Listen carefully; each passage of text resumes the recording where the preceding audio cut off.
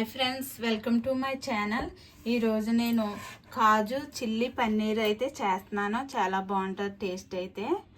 ఈరోజు ఇది చేస్తున్నాను ఫ్రెండ్స్. పన్నీర్ అయితే నేను 1/2 kg తీసుకున్నాను ఫ్రెండ్స్. ఒక కప్పు జీడిపప్పు తీసుకున్నాను.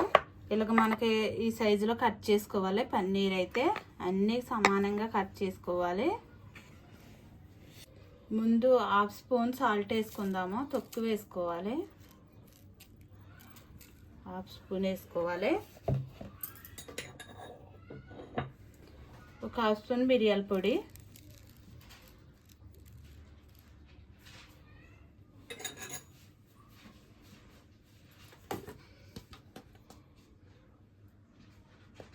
ఒక 1/2 స్పూన్ కారం,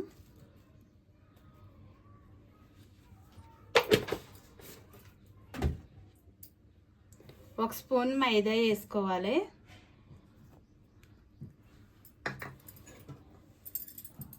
2 స్పూన్లు కార్న్ఫ్లోర్ వేసుకోవాలి. ఇప్పుడు మనం ఇలా కలుపుకోవాలి. చెయ్యట్టు కలుపుకుంటే అంటుకుపోతుంది ఫ్రెండ్స్. ఇలా కలుపుకోవాలి.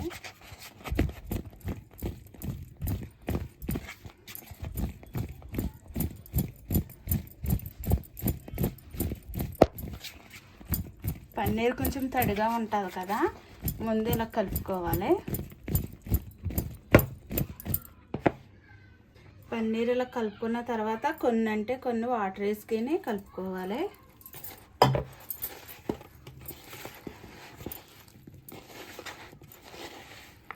ఇలా కలుపుకోవాలి పన్నీర్ ముక్కలకి ఈ మసాలా.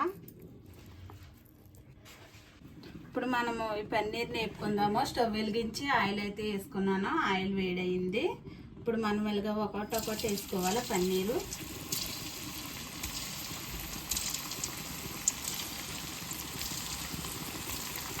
పన్నీర్ ముక్కలు ఇలాగ విడివిడిగా వేసుకొని స్టవ్ లో ఫ్లేమ్లో పెట్టుకొని వేపుకోవాలి ఫ్రెండ్స్. లేకపోతే అంటుకుపోతాయి పన్నీరు.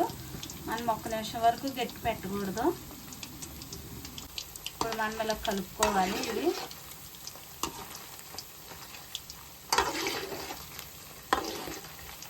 ఇప్పుడు మనం స్టవ్ మీడియం ఫ్లేమ్లో పెట్టుకోవాలి.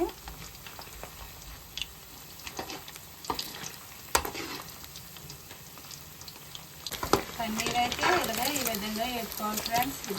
ఇలాగైతే సరిపోద్ది మనకి. మరీ దీంట్లో చేయొద్దు, ఇలాగే ఉండాలి. ఇప్పుడు మనం ఒక ప్లేట్లో తీసుకుందాం.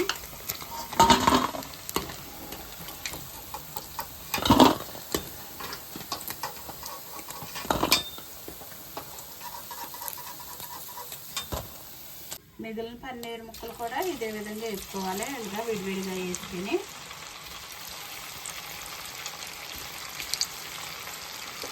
ఇలాగన్నీ వేపుకొని పక్కన పెట్టుకోవాలి. ఇప్పుడు మనం జీడిపప్పు అయితే వేపుకుందాము. 1 స్పూన్ బటర్ వేసుకుందామా. బటర్ కరిగించుకుందాము కదా. బటర్ అయితే కరిగింది. ఇప్పుడు మనం జీడిపప్పు వేసుకొని వేపుకుందాము.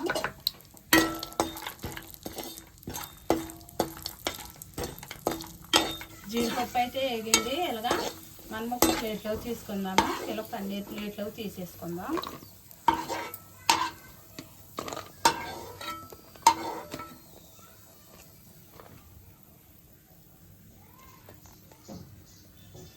అదే కడాయిలో ఈ బటర్లోనే 1 స్పూన్ ఆయిల్ వేసుకుందాము. ఆయిల్ వేసుకొని ఆయిల్ అయితే వేడయింది. మనం సన్నగా కట్ చేసిన వెల్లుల్లిపాయ ముక్కలు వేసుకోవాలి. 4-5 రేఖలు సన్నగా కట్ చేసుకోవాలి.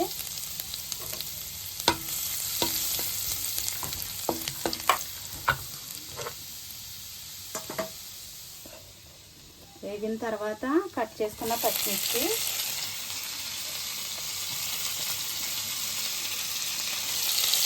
కొంచెం కరివేపాకు వేసుకుందాం.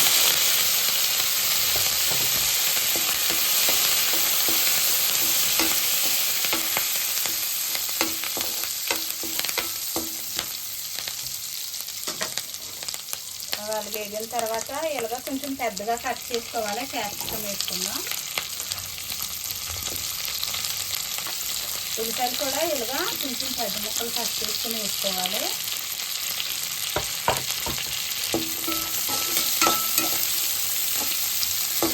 మనం మనకి ఇలాగ ఏగాలి 50% అయితే సరిపోద్ది, మరీ రోస్ట్గా ఏగక్కర్లేదు. 1 స్పూను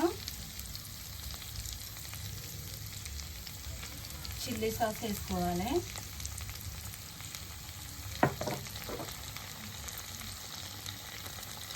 1 స్పూన్ వెనిగర్ వేసుకోవాలి. సోయా సాస్ వేసుకోవాలి 1 స్పూను. 1 స్పూన్ వెనిగర్ వేసుకోవాలి. అన్నీ 1 స్పూన్ వేసుకోవాలి.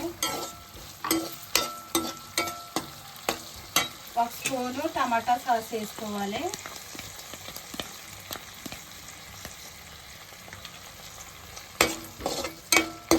1 స్పూన్ రెడ్ చిల్లీ సాస్ కూడా వేసుకోవాలి. ఇప్పుడు కలుపుకోవాలి మనం.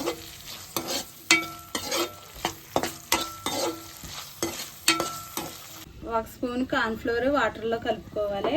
కొన్ని వాటర్ వేసుకోవాలి. మనము ఇప్పుడు చిటికెడు సాల్ట్ వేసుకోవాలి. ఎందుకంటే పన్నీర్లో వేసాం కదా, కొంచెం అయితే సరిపోద్ది. సాల్ట్ వేసుకొని కలుపుకొని మనం ఇప్పుడు కార్న్ఫ్లోర్ కలుపుకున్నాం కదా వాటర్లో, ఇప్పుడు ఇది వేసుకోవాలి చిక్కదనం కోసం. ఇప్పుడు మనం దగ్గరగా ఉడికించుకుందాం. ఇది ఇలాగ మనకి గ్రేవీ లాగా దగ్గరికి రావాలి.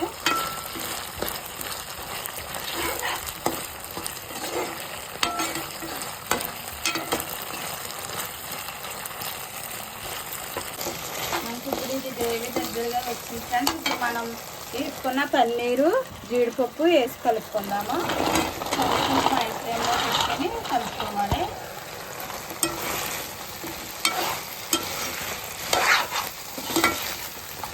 ఇలా కలుపుకున్న తర్వాత 1/2 స్పూన్ మసాలా వేసుకోవాలి. కొంచెం కట్ చేసుకున్న కొత్తిమీర కూడా వేసుకోవాలి.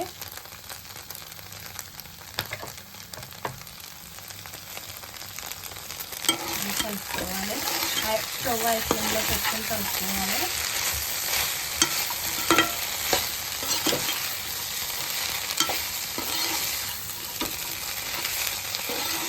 మనకి రెడీ అయిపోయింది ఫ్రెండ్స్. కాజు చిల్లీ పన్నీర్ అయితే రెడీ అయిపోయింది. ఒక స్టవ్ ఆఫ్ చేసేద్దాం.